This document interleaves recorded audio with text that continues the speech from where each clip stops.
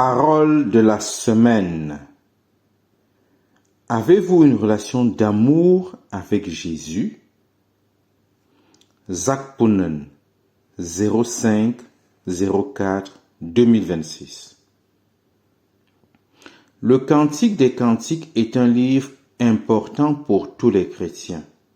Je suis profondément reconnaissant au Seigneur de m'avoir conduit à étudier ce livre en premier lorsque j'ai commencé ma vie chrétienne. Une relation personnelle remplie d'amour et de consécration envers Christ est la source d'où découle tout véritable service pour le Seigneur. Qu'il s'agisse d'évangélisation, de fondation d'église, d'enseignement de la Bible, d'action sociale ou de tout autre service. Nous devons d'abord apprendre le cantique de l'époux et de l'épouse, le cantique que notre Seigneur nous adresse et que nous lui chantons en retour. Dans le Cantique des Cantiques 1.1, la première chose que nous remarquons est qu'il s'agit du Cantique de Salomon, celui de l'époux, avant celui de l'épouse. Cela signifie que c'est avant tout le cantique de notre Seigneur pour nous, et non notre cantique pour lui. Nous l'aimons parce qu'il nous a aimés le premier. 1 Jean 4, 19. Nous ne l'avons pas aimé en premier. Il nous a aimés le premier. C'est uniquement parce qu'il nous a chanté ce cantique le premier que nous pouvons maintenant lui en chanter un en retour. Dans Cantique des Cantiques 4.8, nous entendons l'époux dire à l'épouse: « Viens avec moi du Liban, ma fiancée. Viens avec moi du Liban. Regarde du sommet de la Mana, du sommet du Sénir et de l'Hermon, des tanières des lions, des montagnes des léopards. » C'est une invitation à vivre dans les lieux célestes. Le Seigneur dit: « Ne considère pas les choses selon un point de vue bas et terrestre. Viens avec moi dans les lieux célestes et regarde toutes choses selon cette perspective. Alors, les choses de la terre deviendront petites, ternes et sans valeur. » Le Seigneur veut nous élever à un niveau supérieur. Il est vrai qu'il s'y trouve des lions, des démons, des principautés et des puissances mauvaises. Mais nous serons avec le Seigneur là-haut, et avec lui nous vaincrons toutes ces puissances du mal. Dans Cantique des Cantiques 4.12, l'époux appelle l'épouse un jardin fermé, réservé à lui seul. Elle n'appartient à personne d'autre. Elle appartient exclusivement à son Seigneur. Ta relation avec le Seigneur est-elle de cette nature? Le Seigneur peut-il te dire: « Tu es mon jardin privé qui m'appartient exclusivement » ? Il y a tant de choses dans le monde qui peuvent nous séduire. Des occasions de gagner plus d'argent que nécessaire, d'obtenir du pouvoir ou de la renommée terrestre, de bâtir un nom pour nous-mêmes, etc. De telles tentations peuvent être comparées à d'autres hommes cherchant à séduire l'épouse.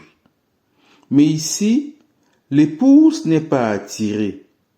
Elle est tout entière tournée vers son bien-aimé. elle appartient uniquement et entièrement à son époux. Très peu de croyants vivent une telle proximité avec Christ. C'est pourquoi ils ne le connaissent pas réellement et ne comprennent pas sa parole. Le secret pour comprendre la Bible, c'est d'avoir avant tout une relation intime avec le Seigneur. Car qui mieux que lui peut nous expliquer ce que sa parole signifie? Marche avec lui comme les premiers disciples l'ont fait et désire entendre sa voix te parler. Alors tes yeux s'ouvriront comme les leurs et ton cœur s'enflammera comme le leur. Dans Cantique des Cantiques 5.2, lorsque l'époux vient au milieu de la nuit en disant « Ouvre-moi ma sœur, mon ami », l'épouse est trop paresseuse pour se préparer et ouvrir la porte. Cantique des Cantiques 5.3. Elle s'inquiète de salir ses pieds qu'elle avait lavés. Lui essaye d'ouvrir la porte lui-même. Cantique des Cantiques 5.4. Puis l'épouse change d'avis et ouvre la porte, mais découvre que son bien-aimé est parti. Il s'en est allé parce qu'elle n'a pas répondu immédiatement lorsqu'il l'a appelée. Cela peut aussi nous arriver. Le Seigneur peut nous dire, maintenant, laisse tout ce que tu fais, arrête de lire ce livre, mets fin à cette conversation, retire-toi seul avec moi et parlons ensemble. Allons marcher ensemble. Et nous pouvons répondre, Seigneur, attends un peu. Cela prendra 15 minutes, puis je viens. Mais 15 minutes plus tard, quand nous avons fini ce travail important, nous disons, Seigneur, je suis prêt maintenant. Et nous constatons qu'il n'est plus là. Nous ne le trouvons plus. Veux-tu être un serviteur efficace de Dieu? Apprends à tout laisser tomber lorsque le Seigneur t'appelle et à l'écouter. Tu ne le regretteras jamais. Dans Cantique des Cantiques 5.2, l'époux dit à l'épouse, « Ma tête est pleine de rosée et mes cheveux de l'humidité de la nuit, parce que Jésus est venu sur la terre pour chercher et sauver ceux qui étaient perdus. Il a marché sur le chemin de la croix, le renoncement à soi-même, et a souffert en cherchant les brebis perdues dans la nuit sombre de ce monde. Il invite maintenant son épouse à marcher sur ce même chemin, mais elle n'est pas disposée à le faire. Dans Cantique des Cantiques 6, 4 à 10, l'époux exprime ensuite son appréciation pour l'épouse. Il dit en somme, « Parmi toutes les femmes, il n'en est aucune comme mon épouse, ma parfaite. Je la choisis au-dessus de toutes les autres. » Chaque mari devrait considérer sa femme ainsi. Il y a beaucoup de femmes charmantes dans ce monde, mais il n'y en a aucune comme mon épouse. Elle est la numéro 1 à mes yeux. C'est ce que le Seigneur dit à notre sujet. Il nous apprécie plus que tous les hommes intelligents, riches ou puissants de ce monde. Dans Cantique des Cantiques 7, 1 à 9, l'époux admire son épouse. Nous devons voir clairement que, malgré toutes nos faiblesses, notre Seigneur nous admire et nous apprécie réellement. Beaucoup de croyants vivent dans une constante condamnation d'eux-mêmes, simplement parce qu'ils ne peuvent pas croire que le Seigneur les admire. Et lorsque l'époux admire les lèvres de l'épouse, celle-ci répond aussitôt que cela est encore plus vrai que ses propres lèvres. Cantique des Cantiques 7-9. Cela parle d'un haut degré d'intimité entre les deux, le type d'intimité que nous devrions avoir avec notre Seigneur.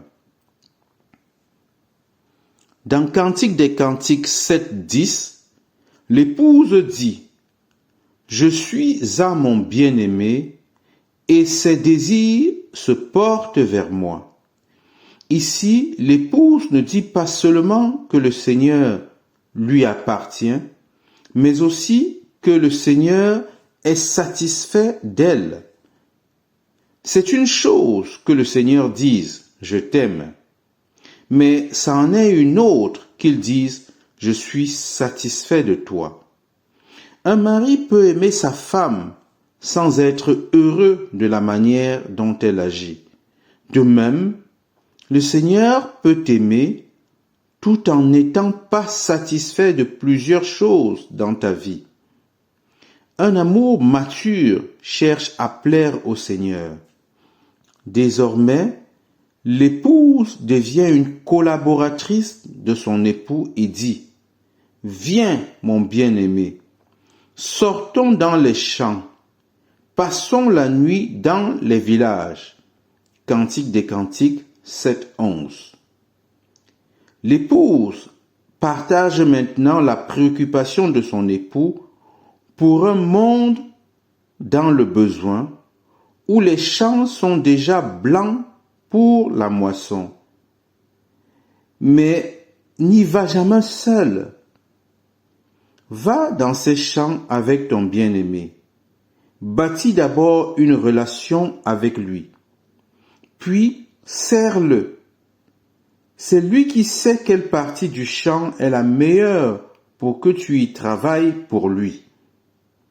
C'est ainsi que j'ai cherché à servir le Seigneur. Comme son serviteur à plein temps, pendant les 60 dernières années, je n'ai jamais voulu aller nulle part seul. J'ai toujours dit, Seigneur, conduis le chemin et je viendrai avec toi. Allons ensemble dans les champs. Dis-moi où tu vas. Et si tu ne vas pas quelque part, je ne veux pas y aller non plus. Si nous servons le Seigneur dans la communion avec lui et dans la soumission à lui, il n'y aura ni orgueil, ni comparaison dans nos vies, ni comparaison entre notre ministère et celui des autres.